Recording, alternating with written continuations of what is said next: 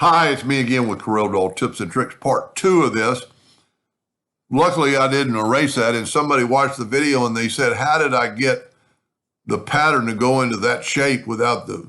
Well, there's really a couple ways you could do that. Let's just do it. We're going to do it two ways. We're going to make a rectangle or a square holding down the control button.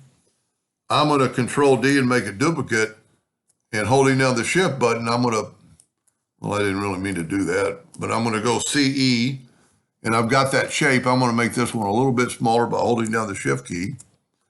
Now, this will not intersect in there because it's basically 2 units, and I don't think you could even weld it, but the best way to do it is take the Smart Fill tool and fill that in, and what this is going to do is going to make you one object.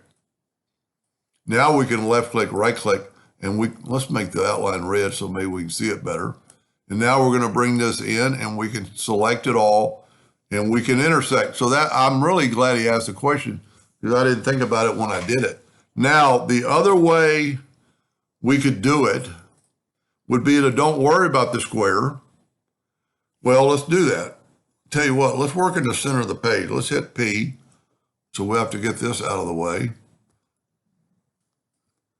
And get that circle out of the way, hit delete, and then hit P. Let's take this square.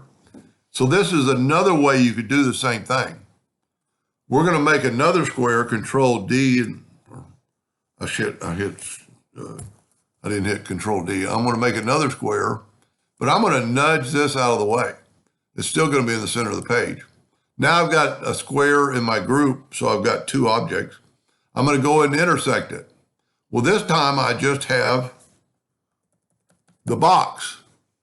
Let me just delete all this, and I'm going to hit P to put that. So to get this look, we could hit this now. We don't want to intersect it, but we could do one of 2 things. And I think the easiest thing to do would be to go here and go trim. And look at that. I get the same effect that I did with this. I like the filling in with the Smart Fill tool, but that will work. And also what it would also work with, it doesn't have to be a square. You could have a oval or a circle in the middle, and you select them both instead of intersecting, because intersecting would give us the circle, but if we trim it, we're going to have that outer circle gone. That's pretty cool. You know what? I wonder if we can do this. Let's try another little experiment. See if this would work.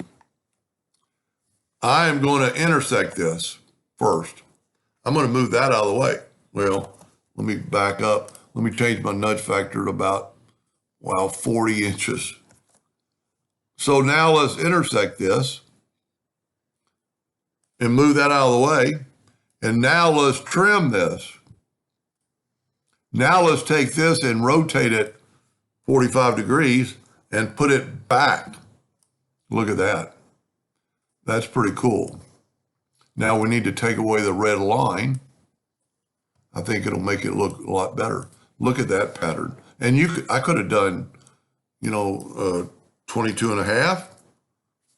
Well, I did 22 and a half. I could have gone 45. Well, I guess now it's not going to rotate. Oh, I was hitting that. So I did have, 22 and a half. That 45 looks better. Let's try 90.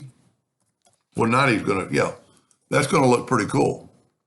Anyway, so I really thank that viewer or subscriber for asking that question. I didn't realize I'd actually done that. Hope that helped. Thank you for watching.